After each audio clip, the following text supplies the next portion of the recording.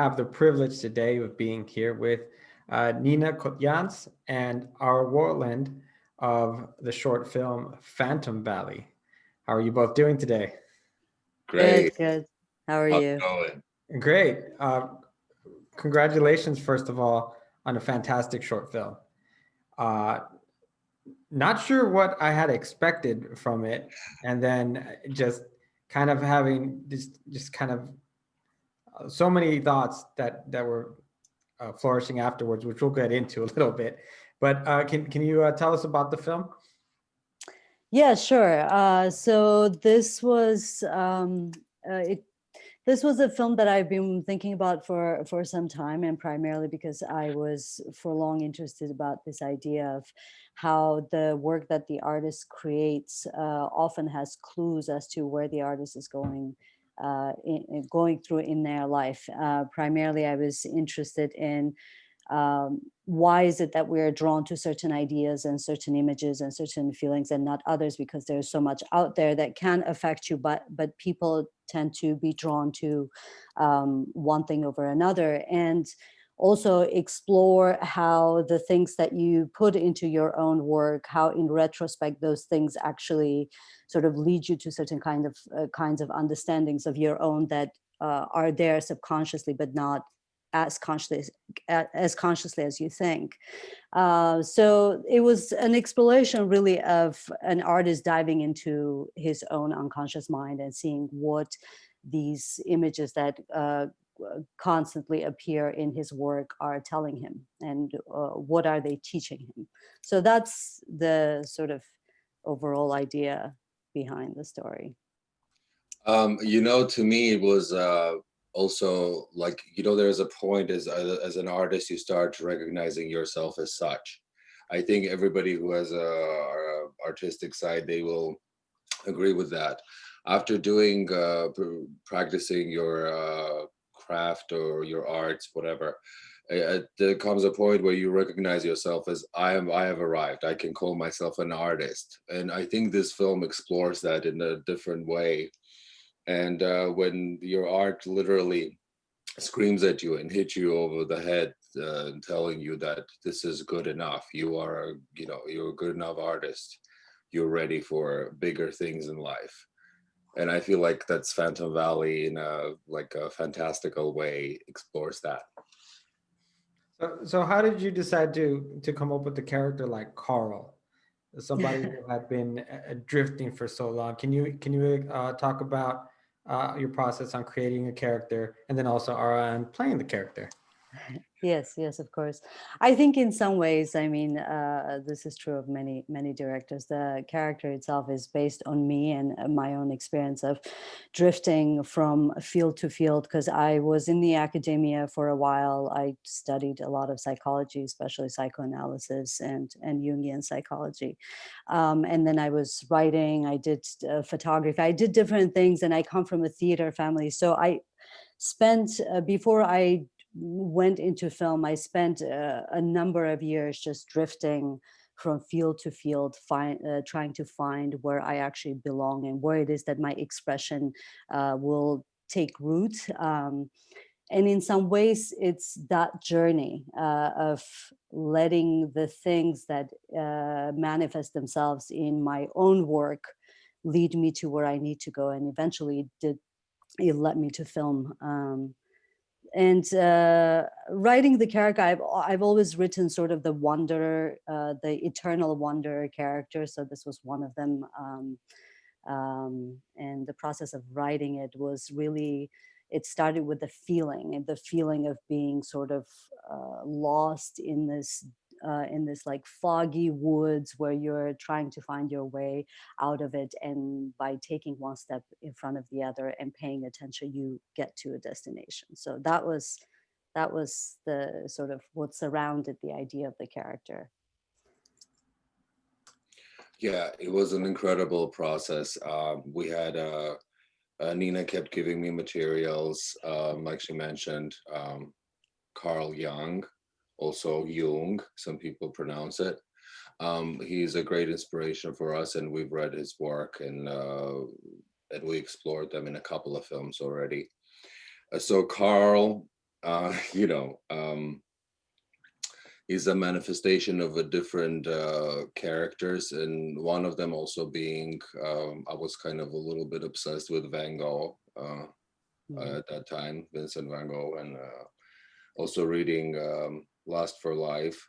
This book inspired about like by his life.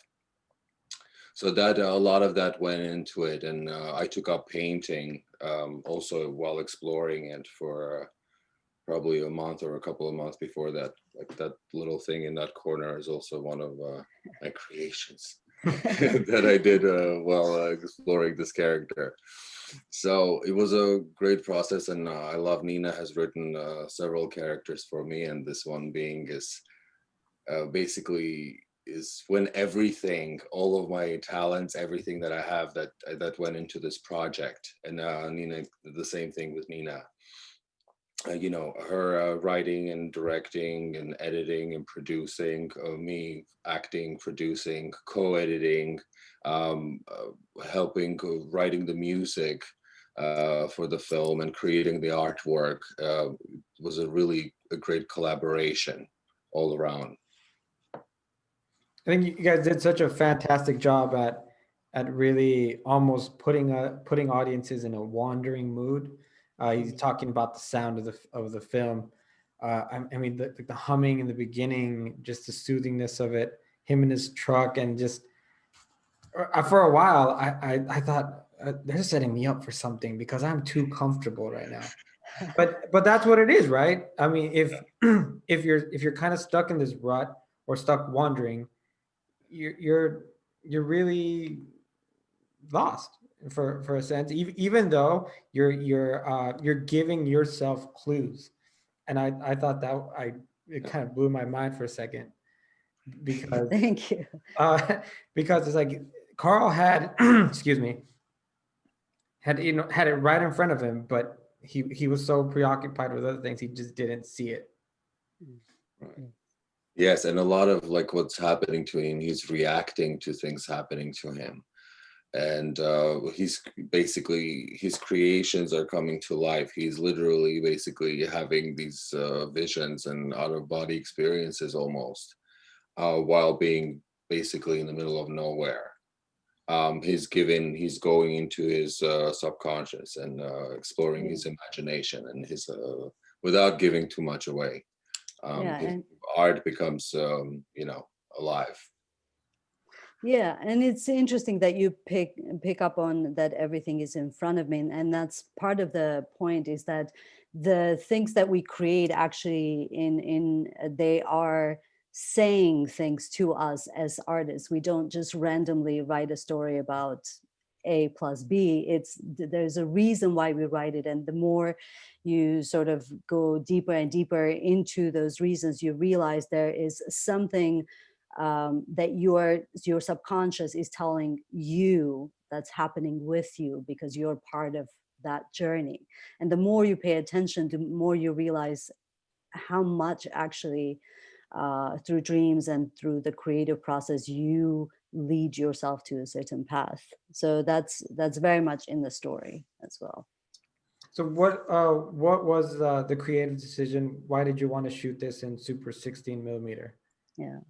Well, I mean, we dreamt of shooting film. We both are avid supporters and love the feeling of film for a variety of reasons. The stories doesn't have a time period. It's sort of a timeless and placeless, where it can fit in any time, in any place sort of feel. So the film has that aspect. But one big issue for us was that we had never worked with film, and we didn't know, before we found our cinematographer, we didn't know if we could take the risk, because there was too much at stake. But we were very, very lucky to find a very talented and experienced cinematographer who brought the idea of shooting on film back to the table. And yeah, I'll let Ara to add to that.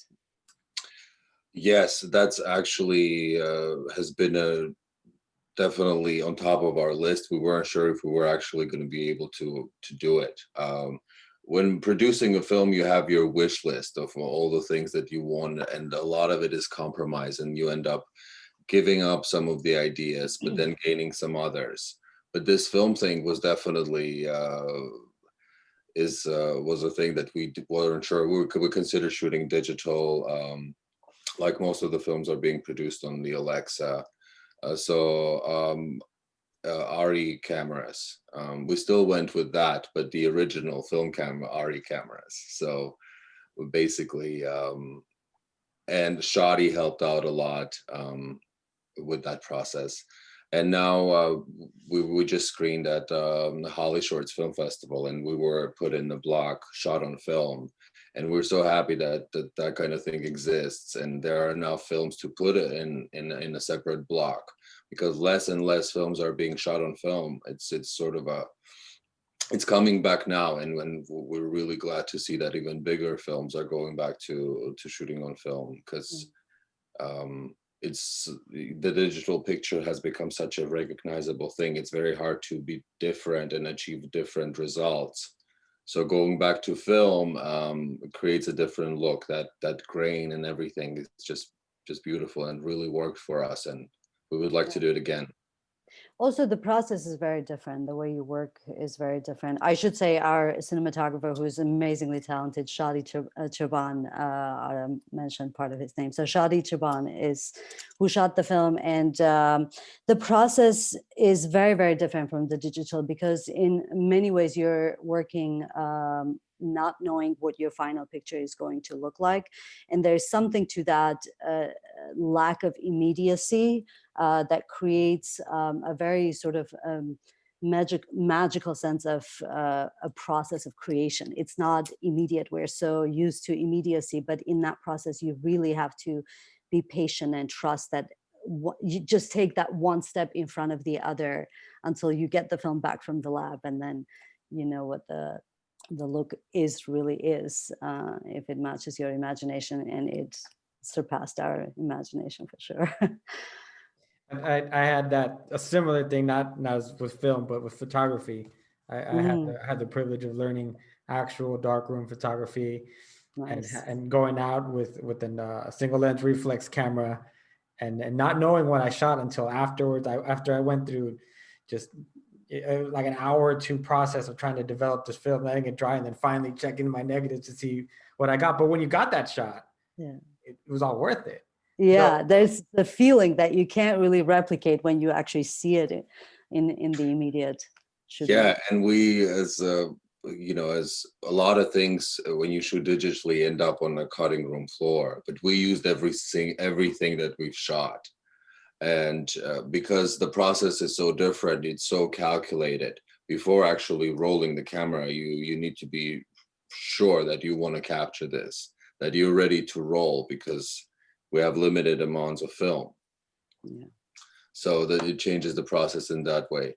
But I'd like to just go back for 1 second. You mentioned the sound briefly, and I'd like to acknowledge our friend Aaron Drake, who really helped us putting the sound together, which is a lot of it's sight and sound, right? Film is sight and sound, and what you see and what you hear. And that wish list also included a professional composer and a sound designer who we can work with. And everybody basically in this team came together, not through agencies or ads or whatever. It's a lot of it is like people we've met along the way, and just magically we met them at the time when we needed to meet them. And Aaron Drake came on board, and really we had long discussions with him or what we want, and he brought really unique element and suspense and a lot of it in the sound. And definitely shout out to Aaron. Yeah, for sure. He specializes in experimental composition, which was a great fit for us. Yes, he used like really old pianos and some instruments, violas in a very distorted way. He's definitely a very innovative composer. So in shooting, and you don't have a lot of film to shoot. So what's a different approach that you have to take to shooting a scene that you don't have to? What's the approach for that? A lot of rehearsal. You rehearse the scene before you shoot it. You make sure what you see on, on the monitor or through the eyepiece is exactly what you want. First of all, number one is pre-production, heavy pre-production. We've always done heavy pre-production with all of our films, but especially with this one. And one key thing that was just instrumental in shooting what we actually wanted to shoot is doing as many tech scouts on location as possible. And we were lucky enough to get to do 2. If I could, I would do more, because you really can plan a lot ahead of time. You can see what you're about, somewhat what you're going to get. And then before you actually roll with digital, you just go in, you sort of set it up, and you say, action, and you shoot. With film, you really rehearse. You rehearse and see and make the changes before you actually roll the camera. So. Yeah, from the acting point of view, it's also like in a time where most of it is digital, and you're used to going take after take, and directors really like to go a lot these days. It changes everything, and we did 3 takes max on most things. Yeah. 1 take, 2 takes, or 3 at the most, and that changes. And also, you kind of have to work out your shots. There's no time. We don't do traditional style of filmmaking where it's coverage, where the same scene you shoot from different angles and then sort of figure it out in the editing. Because Nina and I do edit our films together, we already know what we want. And also Nina and Shadi worked out these shots that are precise in a way that this is what we want, and we won't be getting it from other angles. This is how we're going to see this scene. And it's a different slightly approach, but basically you have to come prepared, and you have to make the decisions before it even gets to the editing room. So it's very important to make sure that this is how the scene would work. And we ended up, like I said, we're using everything, and everything worked for us because of the prep work. It's all about pre-production. So with all that work in pre-production and then in shooting and post-production, what was it like for you guys to finally see the finished product? It's such a long process of getting to the point where you actually, there are points in the process where you say, okay, this is the finish, but in the back of your mind there's something you still need to fix. And both of us are very much obsessive about getting it right. So it was a long process of post-production actually to finally say, okay, this is done. And it's an interesting feeling, because something you've been obsessing over and working with for so long, all of a sudden you sort of put the stamp on, and that's done, and you promise yourself not to touch it. So I don't know, what was the feeling? I'm not sure. Oh, well, it's the process with working with Aaron on the sound. Then it was the coloring, and we worked with Nate Seymour, a really talented colorist that worked with us. We were very involved with every aspect of post-production, pre-production. We sat in the room with Nate, and Nina gave him long lists of things, how we want the color to look. It's very specific. And then finally, with the sound and everything complete, when we screened it at a test screening in a theater, and we sat there and we looked at it, and when it was all complete, it's unbelievable. It's the closest thing to sort of having kids and seeing them sort of grow up, that kind of a feeling. Definitely, I took it personally as really a symbolism for life, and some of the things I went through. I know that afterwards, I really ended up meditating a lot on the things that I've done, because I've drifted through jobs and things that I've done, and I was really able to relate to that moment where he's looking, and he kind of has that moment of realization, and I was like, yeah, because I never thought my life would take me on a path that I'm on now. But if thinking back on it, a lot of the things I did, it was right there. It's always been there. Legend. And I thought Phantom Valley was such a beautiful film for that kind of metaphor, that kind of symbolism, and it was great. So I wanna leave you guys with the question: what is the lasting impression that you hope viewers get from your film? Um, um, I want the film to connect to something deeper in a person, like that moment of understanding, like you were saying, looking back, you realize the choices we're making, sometimes we feel like they're random, or they are, especially the choices that is based on a gut feeling. I guess it's to come back to that point of the gut feeling of the choices and the things that you do and you create and you take chances on will lead you where you need to be, as opposed to um, a very calculated sort of approach. And that's a deeper thing in each of us, of saying, okay, I have to let go and let myself be led, or lead myself to where I need to be. So that's the point where I would like the film to hit in an audience. Yeah, it's awesome to hear that what you said, how it, Manny, what you thought of when you watched it and afterwards, and how it affected you. It's incredible to hear that from people, because Yeah. we've sat with this material for a while, so hearing it once it's out there, I feel like, yes, trusting yourself and following your instincts. I feel like people forget to be instinctual a lot of times. Nina and I are both very instinctual, and then we follow our guts and where it takes us. Sometimes it's not what most people would do. It's because people tend to shut down those feelings a lot.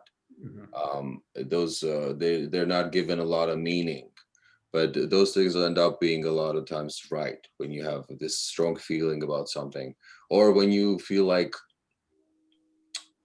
deep inside you know that you're good enough to be something, or to do something, to follow your dream, but something is stopping you. That kind of people have insecurities or whatever, or your surroundings or the town you live in or whatever, something is stopping you from taking that next step. But there comes a point where you should recognize yourself as like, oh, I'm ready to move to the big city, or try to go for that audition, or put out your music. If you think it's good enough, you're ready for that, like really go for it, really take that chance, jump into the fire, take the leap. That's what I want to hear, or to see. Nina and Ara, thank you so much for spending some time with me this evening. And Thank you. can you leave us with where can we find your film? Yes, so it's depending on where when this airs, it's in at Holly Shorts, and this is a pretty new film. We finished it. It's 2020, so we had our big premiere at Busan, our world premiere, Busan International Fantastic Film Festival in South Korea, which was a pretty big deal for us. It's one of the leading festivals in the fantastic genre world. Holly Shorts is our US premiere that just happened in November. And we're working on securing our European premiere currently. And we are currently in the festivals. But sometime next year, we'll definitely be looking at options of how to release it online and have it available at some of the services that are currently out there. Yes, currently the trailer is on Vimeo, and like Ara said, we just finished screening it with Holly Shorts, but we are in consideration in festivals, so we're looking for the next one. Well, hopefully everybody looks out for it. I know that we'll look out for it, and when it goes into different streaming services, we'll definitely push for it. Great. Thanks, Thank you so Manny. much. Thank you both. Thanks I for hope you having have a us. wonderful evening. Have a good weekend, and You congratulations too. on a great film. Thank Take you care. very much. Thanks. Bye. Take care. Bye-bye.